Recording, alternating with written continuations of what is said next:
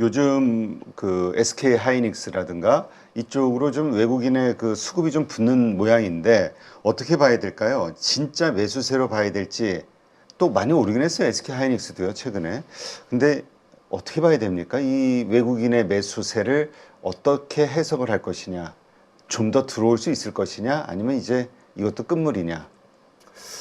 이게 저는 이제 중장기적인 흐름을 봤을 때는 이제 미국의 달러 자산 비중을 줄이고 약간 이제 그 좀 포트폴리오를 리밸런싱 하려는 수요는 되게 많을 거라고 생각해요. 그래서 그동안 계속해서 미국의 주식이나 채권을 팔고 유럽이나 뭐 그리고 이제 아시아, 우리나라도 일부 이제 수요를 보는 거고 그런 흐름들이 이어지다가 그게 이제 어떻게 보면 국내 자산 시장에 약간 반등의 어떤 중요한 트리거가 되다가 최근 보면 이게 갑자기 급제동 걸렸잖아요. 네. 이게 다시 미국으로 되돌아가는 흐름이 나타났거든요. 그게 이제 왜냐하면 미중 관세가 깜짝 타결이 돼버렸잖아요. 그러니까 일단은 당장 미국 주식이나 이런 쪽이 싸기 때문에 일단 미국으로 다시 들어가려는 수급 흐름이 나오고 있는데 이게 이제 저는 조금 더 이제 길게 보면 다시 미국에서 이제 그 외 지역으로 나오는 약간 그런 잔급 흐름들이 나올 수 있다고 생각하고 거기서 우리나라가 좀 수혜를 볼 수 있다고 생각합니다. 여기서 또 중요한 포인트는 우리의 이제 시장 부양 정책, 뭐 지금 이야기하는 상법 개정이라든지 배당 분리 과세 그리고 이제 어떤 국내에서 AI 재정을 투입해서 막대한 인프라 투자를 하고 있는 이런 부분들이 약간 좀 더 이제 그 반등 탄력을 더 높여줄 수 있는 이제 또 계기도 될 수 있다고 생각해요. 네. 근데 지금 어쨌든 단기적으로 좀 올라왔기 때문에 지금 사기에는 또 가격대가 애매모호하다 뭐 이렇게 생각하시는 분들도 있는 것 같아요. 어떻습니까? 가장 좋은 시점, 매수하기 좋은 시점이라고 하면은 또 어떤 그 뭐 변화가 있겠죠? 신호 같은 것들. 어떤 신호들이 좀 나왔을 때 저가 매수의 기회로 삼는 게 좋을까요? 일단 이제 그 바닥에서 올라올 때 제일 탄력 그 기울기가 제일 세거든요. 그다음부터는 우상이 하더라도 약간 기울기는 완만해지기 그렇죠. 마련입니다. 그러니까 급반등하는 그 타이밍은 지났다고 볼 수 있어요. 그런데 적어도 저는 6월이라는 그 시기열 안에서는 지금이라도 굉장히 주식 비중을 채우기 좋은 시점이라고 생각합니다. 특히나 지금이라도. 예, 맞습니다. 특히나 이제 반도체나 테크 섹터들은 좀 많이 채워야 된다고 생각하고 미국은 낙폭 과대주들 중심으로 계속 보는 게 중요하고 국내는 정책 모멘텀 쪽으로 본다 그러면 좀 기회가 있지 않을까 생각합니다. 그러면 보통 그런 쪽이 어떤 종목들이 좀 대형주들이 어떤 것들이 있나요? 일단 지금 제일 잘 올라가는 게 SK 하이닉스잖아요. 하이닉스. 그리고 이제 뭐 지금 전력이 또 부족하다 그러니까 이제 SMR 관련돼서 두산 에너빌리티 같은 회사들이 최근에 이제 탄력을 보이고 있는데 저는 이게 좀 더 이제 주도하는 랠리가 날 수 있다고 생각합니다. 네, 그렇군요. 자, 지금 AI, 전기차, 클라우드 뭐 이런 것들이 가장 좀 개인 투자자들이 더 좋아하는 섹터이기도 하고 이제까지 돈을 좀 벌어준 섹터이기도 한데 실적이 가장 좀 빠르게 좋아질 만한 섹터라고 한다면 어느 쪽이 될까요? 당장 지금 뭐 수출 데이터만 봐도 반도체가 제일 지금 탄력적으로 제일 좋은데요. 그러면 이제 반도체 뭐 이렇게 전반적인 수출 실적이 돌아서는 것에 비해서 왜 주가는 약간 못 미치는 것 같냐? 이게 진수요하고 가수요가 섞여 있거든요. 네. 그러니까 이제 이게 관세가 부과되기 전에 미리 이제 재고를 땡겨 놓는 수요들이 많기 때문에 이게 만약 막상 관세가 90일이 유예가 끝나고 그때 관세가 부과됐을 경우에도 수요가 어떻게 될지에 대해서 불확실한 거죠. 그리고 이제 사이클 자체가 하반기가 약간 끝물에 걸려 있잖아요. 그러니까 이제 그런 것들에 대해서 지금 불안하게 생각할 수밖에 없고 그래서 이제 지금은 이제 굉장히 짧게 타이트하게 좀 보고 있는 상황인 거죠. 네, 그렇군요. 자, 우리가 그 반도체 수요처로 떠올렸던 게 물론 AI 칩 때문에 들어가는 뭐 반도체 수요도 있고 전기차, 로봇 뭐 여러 가지 있잖아요. 로봇에 대한 기대감도 상당히 큰 것 같긴 한데 지금 당장 가장 그 수요가 확 늘어날 수 있는 어떤 분야를 꼽는다면 어디가 될까요? 이게 그 기존에 익숙한 저기 흐름이겠지만 계속해서 AI 인프라 쪽이 제일 큽니다. 그렇죠. 예. 데이터 센터. 맞습니다. 그동안에는 AI 인프라의 투자 주체가 미국의 빅테크였잖아요. 네. 뭐 이제 아마존이나 마이크로소프트나 구글이나 메타 같은 회사들이었는데 이거를 이제 국가 단위로 이게 릴레이를 받게 되는 거죠. 그래서 뭐 저기 유럽이라든지 아니면 한국이나 일본, 뭐 중국. 특히나 이제 중국은 미국 AI 가속기를 사지는 못하지만 어쨌든 내 자체 기술을 가지고 이제 화웨이 칩이나 이런 것들을 통해서 계속 투자는 커질 수밖에 없습니다. 네, 그렇군요. 하여튼 이번에 그 조정 받을 때 반도체 쪽이 특히 많이 조정을 받았던 것 같아요. 특히 이 미중 협상에 대한 그 비관론이 커지면서 어떻습니까? 지금 많이 올라오긴 했습니다만 그래도 가장 저평가된 반도체 종목이 있다고 하면 어디를 꼽을 수 있을까요? 뭐 그 밸류에이션을 보면 삼성전자가 제일 지금도 삼성전자. 저평가돼 있긴 한데 지금 저는 투자하기 좋은 섹터를 본다 그러면 지금 엔비디아가 워낙 지금 반등 속도가 빠르기 때문에 그래서 그 프록시로 SK 하이닉스나 이제 HBM 관련주들이 아직까지는 기회가 있다고 생각합니다. 많이 올랐음에도 불구하고. 네, 맞습니다. 그렇군요. 자, 그러면 그 SK 하이닉스 향 그 소부장 이쪽도 좀 관심을 가져야 될 것 같아요. 어떻습니까? 그 수급이라든가 실적이라든가 모든 것들을 좀 봤을 때 이 중소형 종목들 가운데서 좀 괜찮은 반도체주가 있다면 원래 그 SK 하이닉스가 반등을 했다 그러면 같이 따라오는 종목이 한미반도체잖아요. 요즘 네. 애매해요, 한미반도체가. 그렇죠. 그게 이제 사실은 원래는 같이 많이 반등해야 됐을 텐데 지금 이제 그 하나 세미텍이랑 이 소송 이슈 때문에 이제 주가가 못 가는 흐름이라고 볼 수 있고요. 그래서 오히려 뭐 이제 그런 쪽에서 TC 본더 쪽에서 이제 들어가는 부품을 납품하는 그 펄시터라는 부품 납품하는 미코 같은 회사가 최근에 주가 흐름이 나쁘지 않은 상황이고요. 그리고 이제 그 미코 자회사이기도 하지만 이제 뭐 반도체 파츠의 세정이나 코팅 뭐 이런 쪽 담당하고 그리고 이제 그 반도체 장비에 들어가는 히터 볼록 같은 부품을 납품하는 회사가 있습니다. 코미코.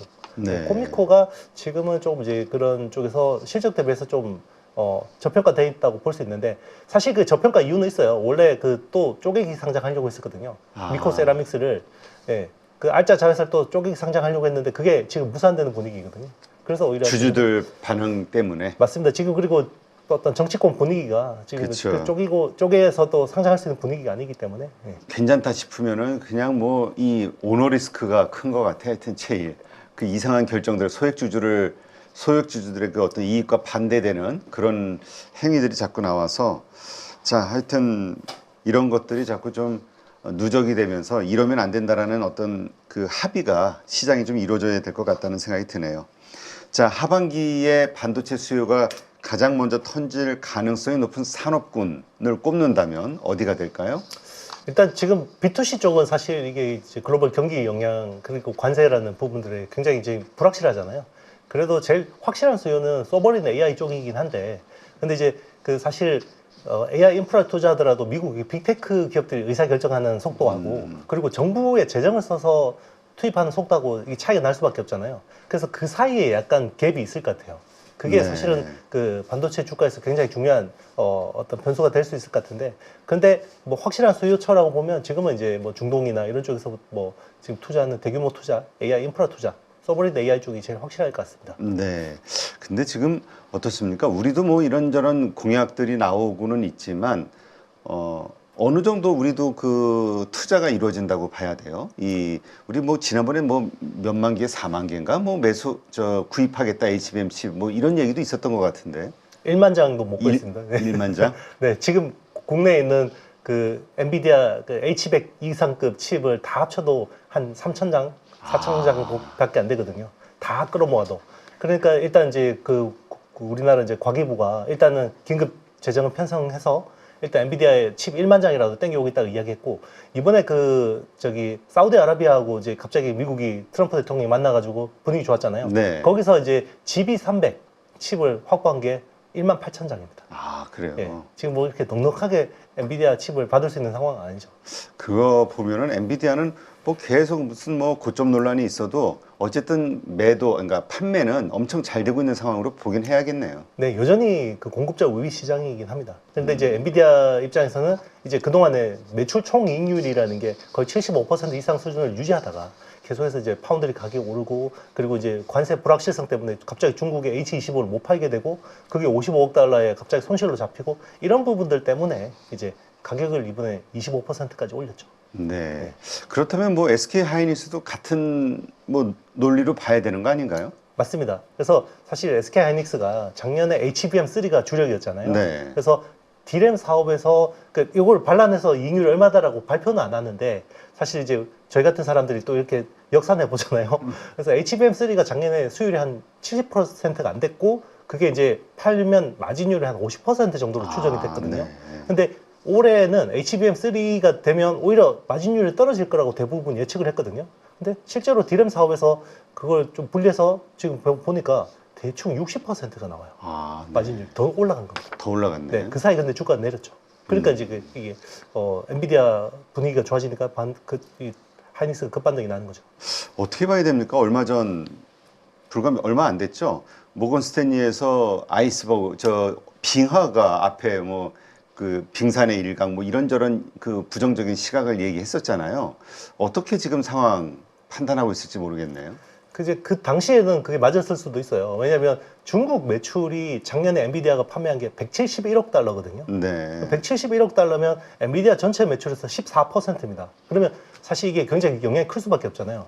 근데 이제 트럼프가 확실한 세일즈맨이긴 한 게 중국 쪽 매출이 빠지니까 중동으로 끌고 가서 자 여기 팔아 라고 해준 거죠. 근데 기존의 미국 법으로는 중동에다 그렇게 못 팔게 돼 있죠. 왜냐하면 바이든이 그때 그 AI 확산 프레임워크라는 규제를 해놨었잖아요. 네. 그래서 그 규제를 없애줬죠.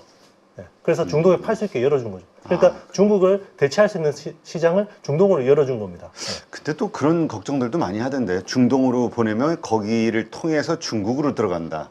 뭐 이런 우려 때문에 사실 또 그런 법들이 나왔던 것도 같고. 맞습니다. 실제로 그래서 미국 지금 그 행정부 관료들 사이에서는 이번에 이제 중동에 그렇게 대량으로 납품하는 것에 대해서 반대하는 의견도 꽤 적지 않은 걸로 알고 있고, 그리고 이번에 지금 사우디아라비아의 그 G42 그게 네. 아랍에미리트 회사인지 하여튼 국보펀드가 세운 회사인데 거기가 이제 중국하고 기술 교류를 많이 한다 이런 식으로 해서 그동안 미국의 당국의 모니터링에 들어가 있는 회사이긴 하거든요.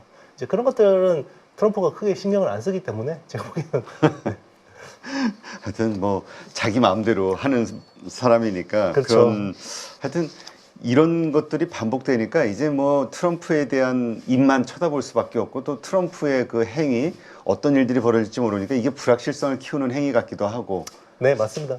그래서 불안한 요소들도 분명히 있지만 굉장히 갑자기 좋아질 수 있는 요소들도 있는 거죠. 이게 사실 대혼란이죠.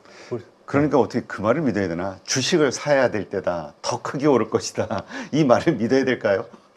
뭐 트럼프가 한 말이면 뭐 항상 뭐 이렇게 뭐 벌어지는 경우가 많았긴 하죠. 그런데 이제 그게 지속 가능하냐? 이건 이제 굉장히 불확실한 거죠. 네. 6월 대선을 앞두고 있는 상황에서 상법 개정이라든지 증시 활성화에 대한 그런 기대감들이 분명히 만들어질 거라고 생각을 하고 있고요. 트럼프가 고관세를 매기는 부분들이 지금 해결이 되어가는 단계잖아요. 금리 인하 시기에 수출하는 나라이기 때문에 외국인들까지 들어오게 된다라고 하면 굉장히 좋은 흐름이 만들어질 수 있다. 증시가 좋아졌을 때 잘 벌고 더 많이 버는 사람들은 준비가 되어 있는 그런 사람들이거든요. 명확하게 어떤 사야 되는 기준, 팔아야 되는 기준, 원칙이 안 잡혀 계신 분들은 자신만의 기준과 원칙, 포인트를 잡아서 매수 매도의 타이밍을 잡는 훈련을 계속 반복을 해보는 거죠. 8주 동안 무려 24번이나 되는 라이브를 통해서 트렌드에 맞게끔 대응을 하실 수 있도록 그러한 훈련을 진행하는 이 부분이 핵심이라고 보시면 될 것 같습니다. 복잡한 이론보다는 시장 흐름을 파악하는 눈과 타이밍을 잡아가는 그런 포인트라고 생각하시면 됩니다.